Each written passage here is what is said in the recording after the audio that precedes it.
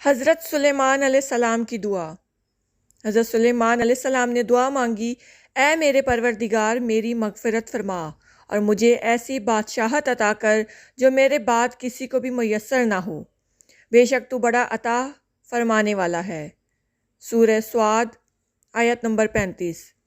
حضرت سلیمان علیہ السلام کی یہ دعا اللہ کے دین کے غلبے ہی کے لیے تھی، چنانچہ اللہ عز و جل نے دعا قبول فرمائی اور انہیں عظیم الشان حکومت عطا فرمائی۔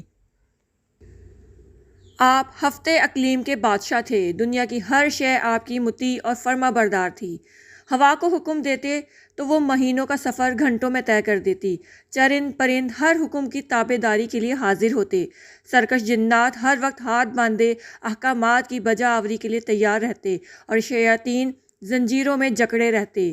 سورۃ الانبیاء میں ارشاد ہے، اور ہم نے تیز ہوا سلیمان علیہ السلام کے تابع کر دی جو ان کے حکم سے اس ملک میں چلتی تھی جس میں ہم نے برکت دی تھی، یعنی ملک شام، اور ہم ہر چیز سے باخبر ہیں۔ آیت 81۔ حضرت حسن بصری فرماتے ہیں کہ ہوا کے مسخر کرنے کا واقعہ حضرت سلیمان علیہ السلام کے ساتھ اس وقت پیش آیا جب آپ علیہ السلام اپنے لشکری گھوڑوں کے معائنے میں مصروف تھے۔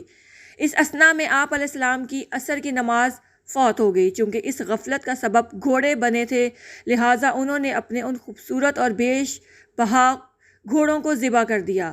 حضرت سلیمان علیہ السلام نے جب اپنی سواری کے جانور قربان کر دیے تو اللہ تعالیٰ نے انہیں اس سے بہتر سواری عطا فرما دی اور ہوا کو مسخر کر دیا۔ حضرت سلیمان علیہ السلام کے ان گھوڑوں کا واقعہ قرآن کریم کی سورہ سعد کی آیات 31، 32 اور 33 میں موجود ہے۔ ارشاد باری ہے، اور ہم نے سلیمان علیہ السلام کے لیے ہوا کو مسخر کر دیا کہ صبح کی منزل مہینے بھر کی ہوتی تھی اور شام کی منزل بھی۔ سورہ سبا آیت 12۔ یعنی حضرت سلیمان علیہ السلام ماں آیان سلطنت اور لشکر تخت پر بیٹھ جاتے اور جدھر آپ علیہ السلام کا حکم ہوتا ہوائیں اسے اتنی رفتار سے لے جاتی کہ ایک مہینے جتنی مسافت صبح سے دوپہر تک کی ایک منزل میں طے ہو جاتی، اور پھر اسی طرح ایک مہینے کی مسافت دوپہر سے رات تک میں، یعنی اس طرح ایک دن میں 2 مہینوں کی مسافت طے ہوتی۔